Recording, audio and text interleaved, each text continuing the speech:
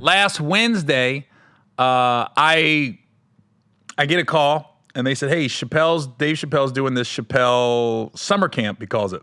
Now, I got a call about 2.5, 3 months ago to do it, but I got it like the day of. I guess Dave thought I was still in Ohio full time. I still have a place in Ohio, but I also have a place in California. So I wasn't in Ohio, and I was like, dang. And I really looked at flights. Like, they wanted me on like 5 hours notice because my agent called me. He's like, yo, Chappelle's got this show. It's outside, kind of in a cornfield in Yellow Springs, Ohio, and he wants you on the show. And I go, when is it? He was like, 8 o'clock. This is like 11 in the morning West Coast time. So 2 o'clock, I just couldn't get there in time.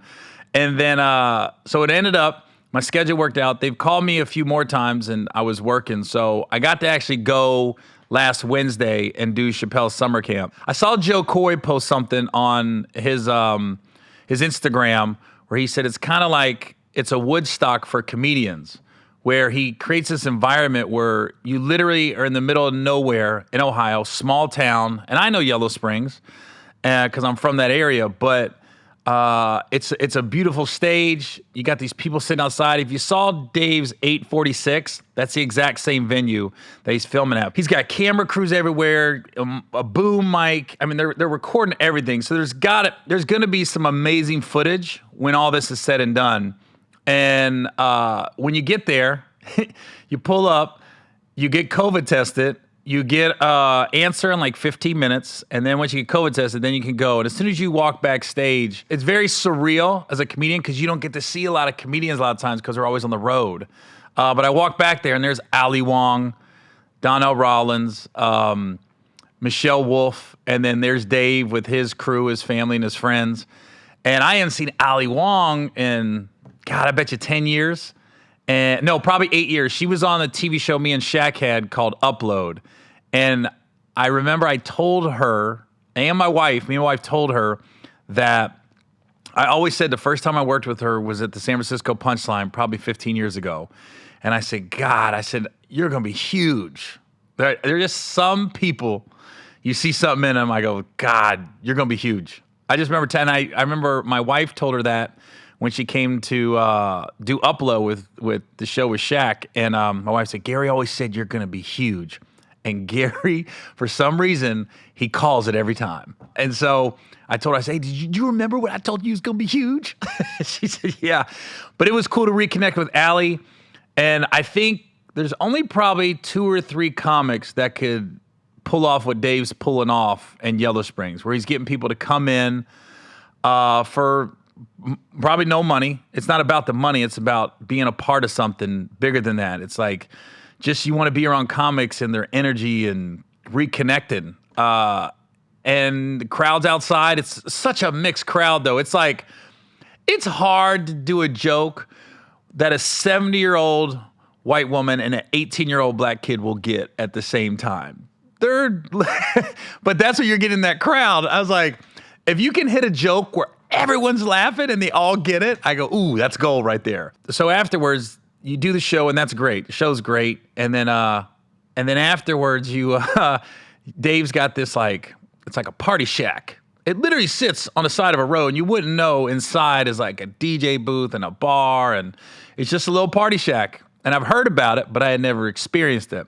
So then I go there, and I got a little too drunk, so I made myself leave. It was about 12:30, and I grabbed my road manager, Brad. I said, we're out. He goes, what? And the party's like in the middle, jumping. It's like Talib Kweli's there, and Stan Lathan's there, and Jeff Wills, if anybody knows Live Nation's there. So you got all these execs and power people that are behind the camera, and I just go, I'm out. I go, I don't want to do anything. I don't want to be the obnoxious one at the party. Because my problem is, and my wife has always said this, I don't know when to leave. I went to Gabrielle Union's birthday party last year and was helping the cleaning crew take the garbage out. And that is not a lie. I was the last one there. Somebody called me an Uber because I could not find it on my phone. And I have Uber and Lyft on my phone. So I go, I don't want to be that guy at this party. So I grabbed my rover and I said, we're out. We did. He was like, what? I go, right. He said, My road manager, Brad, said, you dipped out so fast, though. It was like, there was no goodbyes. It was just like, dink. I go, leave him hanging. But with that, just the experience, I can't explain it. I cannot explain it unless you're a comic and you're there. It's that's what it is. You're a part of history. It's nice to be on a show where it's not about the money and everybody's supporting each other. It's not about how much tickets are or what do I get. It's just about the camaraderie and you're rooting for each other. And Dave is one of the few people that can pull that. I think Kevin can pull it off and Dave can pull it off. I don't know if anybody else could really pull something like that off.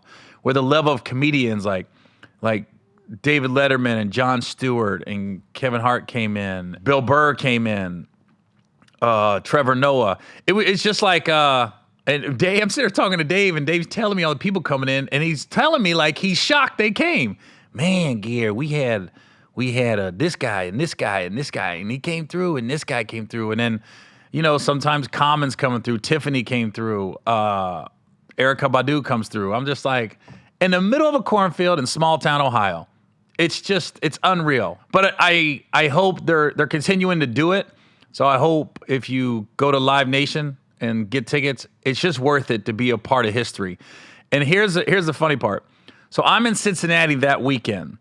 They asked me to do it on September 10th, and I couldn't because I was at the Funny Bone in Cincy. So I ended up doing it on the 16th of September.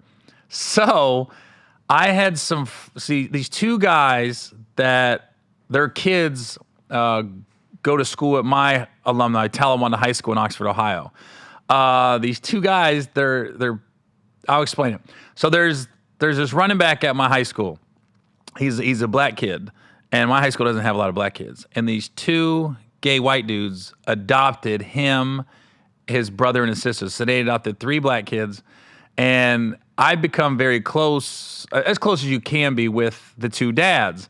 So the 2 dads, we always text each other. They text me on Fridays or message me on Facebook, I'm sorry, and give me updates on how the football team's doing, because a lot of times I'm on the road.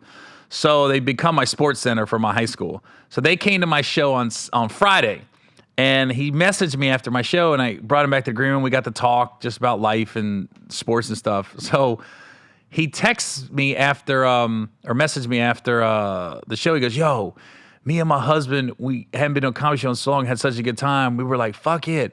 We just dropped $500 and we're going to go see Chappelle on Wednesday. He's always got these surprise guests. And I went, well, don't tell anybody, but I'm the surprise guest on Wednesday. I said, so the $80 you spent to see me on Friday, you're going to get some of the same jokes for $500 on Wednesday.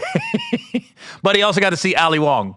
So she was another surprise guest. I wish I could have stayed the whole weekend, but I had to get back on the road. I hope my schedule lines up where I can get to do it again. Because it's just, I know it's cool to be part of history, and we'll post some pictures. We're going to flash some pictures on the podcast this week, but I just can't, I hope they cut it up and make it into something special about the summer 2020, because with everything in chaos and the whole world, if you watch the news, feels like it's going to shit. This was like a break from all that. For like, I don't know, a couple hours, it felt like everything was good in the world.